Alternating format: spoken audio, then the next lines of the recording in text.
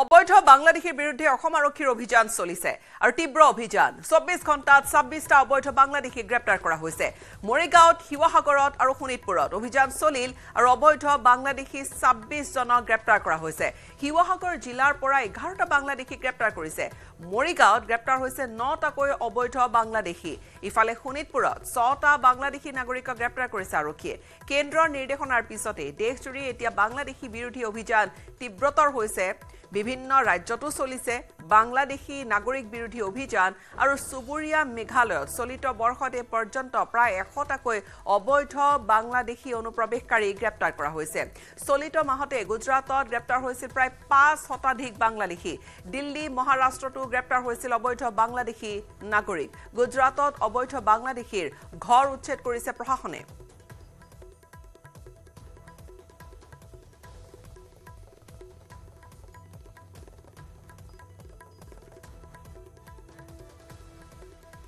পোনপটীয়াকৈ এই মুহূৰ্তত আমি শিৱসাগৰৰ পৰা সংযুক্ত হৈছো আমাৰ সাংবাদিক প্ৰদীপ গগৈৰ সৈতে প্ৰদীপ শিৱসাগৰত 11টাকৈ বাংলাদেশী অবৈধ নাগৰিকক গ্ৰেপ্তাৰ কৰা হৈছে কেনেকৈ সোমাই আছিল আৰু অভিযান যথেষ্ট তীব্ৰতৰ হৈছে যদি আৰু জালত পৰিব পাৰে তেনেকুৱা কথা হয় গীতাশ্ৰী এটা অতি উদ্বেগজনক খবৰ যিবিলাক হিমামূৰীয়া এলেকা অসমৰ সেইবিলাকত সাধাৰণতে এনে পৰিৱেশ দেখা যায় বিগত সময়ত দেখা গৈছিলে কিন্তু বৰ্তমান য'ত আচলতে বাংলাদেশীৰ বিৰুদ্ধে অহৰহ ইয়াত প্ৰতিবাদ কৰা হয় শ্লোগান দিয়া হয় সমদল উলিওৱা হয় কিছুদিন পূৰ্বে দেখিছিলে যে সন্দেহজনক মিয়াৰ বিৰুদ্ধে ইয়াত আন্দোলন চলিছিলে গতিকে ইমানবিলাকৰ পিছতো শিৱসাগৰৰ পৰাই 11জনকৈ বাংলাদেশীক আটক কৰিছে যোৱা নিশা আৰক্ষীয়ে গতিকে কেনেধৰণৰ কাৰ সহায়ত এই বাংলাদেশীসকলে প্ৰশ্ৰয় লৈ আছিলে শিৱসাগৰ জিলাখনত তাক লৈ বৰ্তমান আচলতে ডাঙৰ প্ৰশ্ন উত্থাপন হৈছে মই তথ্যটো জনাব বিচাৰিছো যে শিৱসাগৰত প্ৰথমে শিৱসাগৰ চহৰৰ আৰু দাঁতিকাষৰীয়া অঞ্চলৰ পৰা শিৱসাগৰ আৰক্ষীয়ে 3গৰাকীক আটক কৰে তাৰ পিছতে হিমলুগুৰি আৰক্ষীয়ে হিমলুগুৰিৰ পৰা 2গৰাকীক আৰু ডিমৌ আৰক্ষীয়ে ডিমৌৰ পৰা 6গৰাকীক মুঠ 11গৰাকীক আটক কৰি তেওঁলোকক জেৰা চলায় আৰু নিশাই তেওঁলোকক ডিটেনশ্যন কেম্পলৈ লৈ যোৱা হৈছে বুলি আমি খবৰ লাভ কৰিছো কেনেকৈ সোমাই আছিলে 11টা যি বাংলাদেশী অবৈধ নাগৰিকক ধৰা হৈছে ক'ত কেনেকৈ সোমাই আছিলে বা কেনেকৈ সমাজৰ সৈতে মিলি থাকিবলৈ চেষ্টা কৰিছিল হয় ইয়াৰ এটা অন্যতম এই আশ্ৰয় ল'ব পৰা অন্যতম এটা কাৰণ হৈছে যিবিলাক ভাড়া ঘৰৰ আছে ভাড়াতীয়াসকলে আচলতে যি ধৰণে নথিপত্ৰ তেওঁলোকে পৰীক্ষা কৰি ভাড়া দিব লাগে সেই সন্দৰ্ভত আচলতে তেওঁলোকে সঠিকভাৱে পৰীক্ষা নকৰে ইয়াত বিভিন্ন ঠাইৰ পৰা কাম কৰিবলৈ মানুহ আহে আৰু তেনেধৰণেই এই বাংলাদেশী কেইটাও আহিছিলে বিভিন্ন কাম কৰিছিলে কোনোবাই যদি ক'ৰবাত তামোল পাণৰ দোকান এখনত কাম কৰিছিলেগে কোনোবাই তেনেধৰণে শ্ৰমিক হিচাপে কাম কৰিছিলে আৰু ভাড়াতীয়া হিচাপে আছিলে শিৱসাগৰ জেঙনিকটীয়াত ভাড়াতীয়া হিচাপে আছিলে তেনেধৰণে শিমলুগুৰিত আছিলে ভাড়াতীয়া হিচাপে থাকে আৰু যিবিলাক আচলতে সন্দেহজনক লোক যিবিলাকক আমি আচলতে মিয়া বুলি কওঁ তেওঁলোকৰ লগত খাপ খাই যায় আৰু তাৰ পিছত তেওঁ স্বাভাৱিক জীৱন যাত্ৰা চলাই থাকে আমি আন কিছু দৃশ্য দেখুৱাম আমি দেশৰ আন কিছু প্ৰান্তৰ দৃশ্য দেখুৱাম আমাৰ সৈতে সংযুক্ত হৈ থাকক আপুনি প্ৰদীপ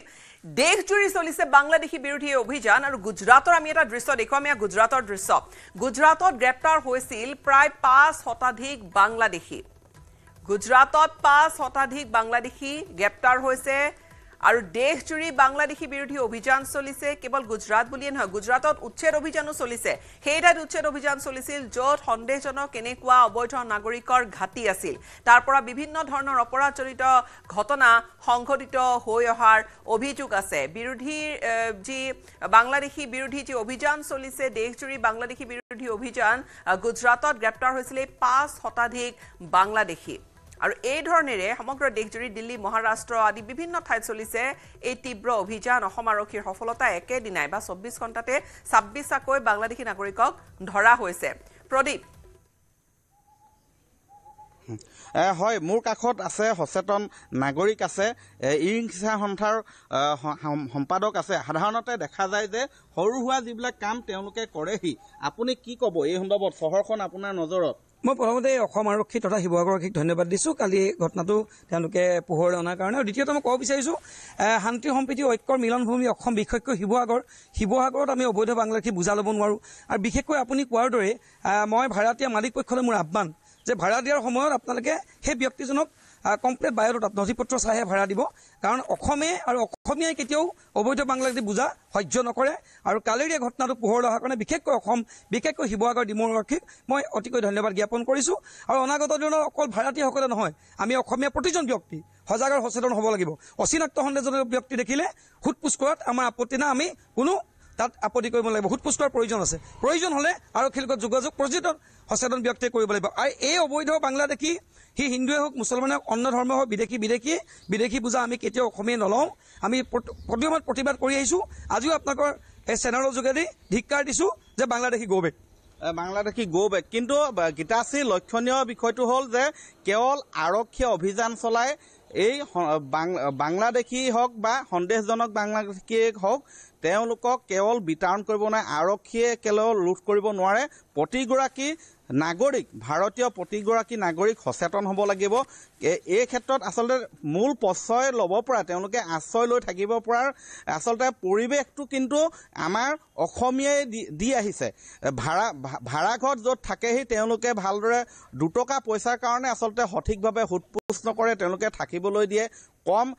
আৰু দ্বিতীয় কথাটো হ'ল যে তেওঁলোকে মূল যিবিলাক কাম কৰেহি, দিন হাজিৰা হিচাপে কৰেহি বা ৰিক্সা চালক হিচাপে থাকেহি। গতিকে এই যিবিলাক কাম সৰু কাম যিবিলাক আজিকালি সাধাৰণতে থলুৱা অসমীয়াই নকৰা হৈছে, যিবিলাক কাম সেইবিলাক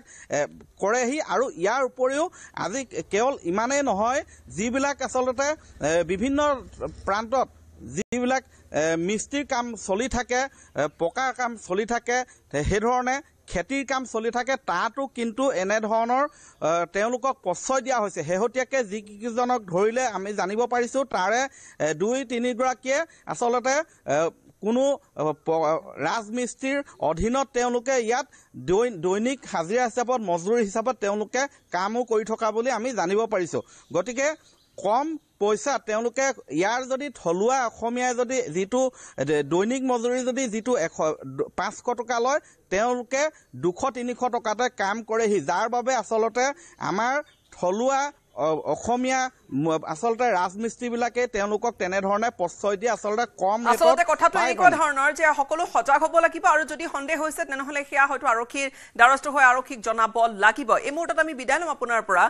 প্ৰদীপ। কিন্তু নিশ্চিত ৰূপত এতিয়া তীব্ৰতৰ হৈছে অভিযান, আৰু অসম আৰক্ষীৰ যি 24 ঘণ্টাত 26টাকৈ বাংলাদেশী অবৈধ নাগৰিকক গ্ৰেপ্তাৰ কৰাৰ যিটো প্ৰসংগ আহিছে পোহৰলৈ, হয়তো অসম আৰক্ষীৰ অভিযান অনাগত দিনত আৰু অধিক তীব্ৰতৰ হ'ব। কিয়নো গুজৰাটত আমি দেখিছোঁ যে 5 শতাধিক বাংলাদেশী